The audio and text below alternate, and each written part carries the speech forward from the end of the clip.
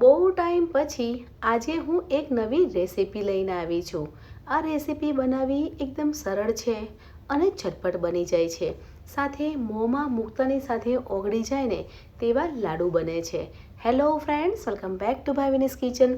Friends, આજે આપણે mango milk લાડુ બનાવીશું. લાડુ બનાવવા માટે પાકી કેરી લેવાની છે. અહીંયા હું કેસર કેરી લઉં છું. તમારી પાસે જે પણ કેરી હોય તે કેરી લેવાની છે, પણ કેરી પાકી હોય ને તેવી લેવાની છે.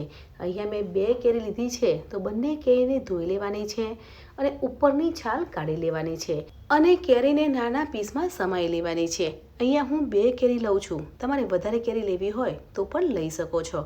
મેં 2 કેસર કેરી લીધી છે, તો બંને કેસર કેરીના નાના ટુકડા કરી લીધા છે.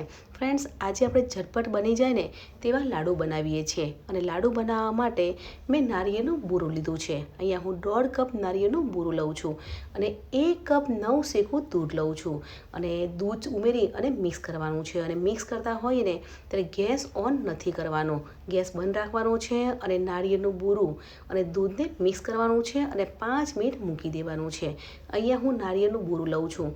તમારે ફ્રેશ નારિયેળ લેવું હોય તો પણ લઈ શકો છો, તેના લાડુ પણ બનાવી શકો છો. હવે આપણે મિક્સર જાર લેવાનો છે અને મિક્સર જારમાં કેરીના ટુકડા લઈ લેવાના છે. સાથે 1 કપ ખાંડ ઉમેરવાની છે.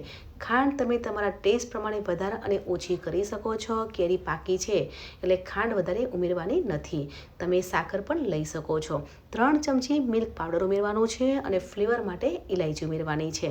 ઢાંકણ ઢાંકી અને કેરીનો પલ્પ બનાવી લઈશું. અહીંયા 5 મિનિટ થઈ ગઈ છે. તમે જોઈ શકો છો કે નારિયેળનું બૂરું ડ્રાય થઈ ગયું છે એટલે દૂધ છે તે સોફ્ટ થઈ ગયું છે.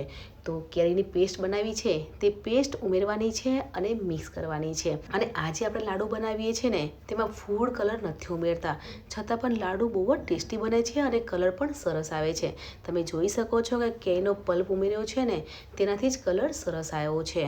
તો કેરીનો પલ્પ સાથે મિક્સ કરી લેવાનો છે અને ગેસ ઓન કરવાનો છે અને 7 થી 8 મિનિટ ધીમા તાપે કૂક કરવાનું છે. એટલે મિશ્રણ ડ્રાય થઈ જશે ને ત્યાં સુધી કૂક કરવાનું છે. અને આ કોકોનટના મિશ્રણને કન્ટિન્યુ હલાવવાનું છે, કેમ કે આપણે મિલ્ક પાવડર ઉમેરેલું છે એટલે કન્ટિન્યુ હલાવીશું. જો હલાવીશું નહીં ને તો નીચે ચોંટી જશે. એટલે 7 થી 8 મિનિટ ધીમા તાપે કૂક કરવાનું છે. મિશ્રણ ડ્રાય થશે ને ત્યાં સુધી કૂક કરી લઈશું. અહીંયા તમે જોઈ શકો છો કે 7 મિનિટ થઈ ગઈ છે અને મિશ્રણ ડ્રાય થવા લાગ્યું છે. અને કૂક કરતા હોઈએ તો ગેસની ફ્લેમ ધીમી રાખવાની છે. તો મિશ્રણ ડ્રાય થઈ ગયું છે તો આપણે 1 ચમચી ઘી ઉમેરીશું. ઘી ઉમેરવાથી લાડુમાં શાઇન આવે છે. તો ઘી ઉમેરી સાથે મિક્સ કરી લઈશું અને 4 થી 5 મિનિટ કૂક કરી લઈશું.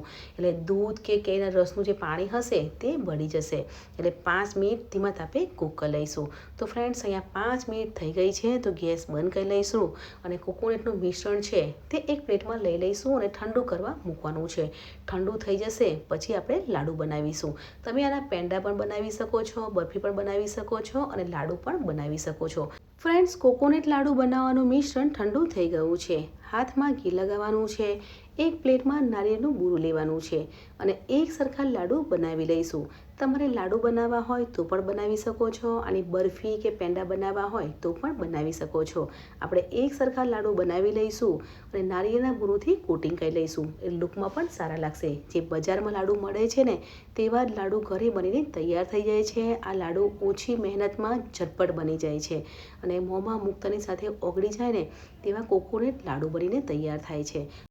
ફ્રેન્ડ્સ, અહીંયા મેં બધા જ લાડુ બનાવી લીધા છે. તો લાડુને નારિયેળના બૂરુંથી કોટિંગ કરી લઈશું. ફ્રેન્ડ્સ, કેરીની સિઝન છે ને તો એકવાર જરૂરથી ટ્રાય કરજો. આ લાડુ બહુ જ ટેસ્ટી બને છે અને ઓછા સમયમાં ઝટપટ લાડુ બની જાય છે. અને ડબ્બો ભરીને બનાવશો ને તો 3 થી 4 દિવસમાં પૂરા થઈ જશે ને તે ખબર પણ નહીં પડે. એટલા ટેસ્ટી કોકોનટ લાડુ બને છે. તો મેંગોની સિઝન ચાલી રહી છે તો આજે આપણે મેંગો મિલ્ક લાડુ બનાવ્યા છે. તે પણ એકદમ સોફ્ટ અને પોચા. એકવાર ટ્રાય કરજો. મળીએ છીએ નવી એક આસાન, હેલ્ધી અને ટેસ્ટી રેસીપી સાથે. ત્યાં સુધી bye bye, take care, enjoy.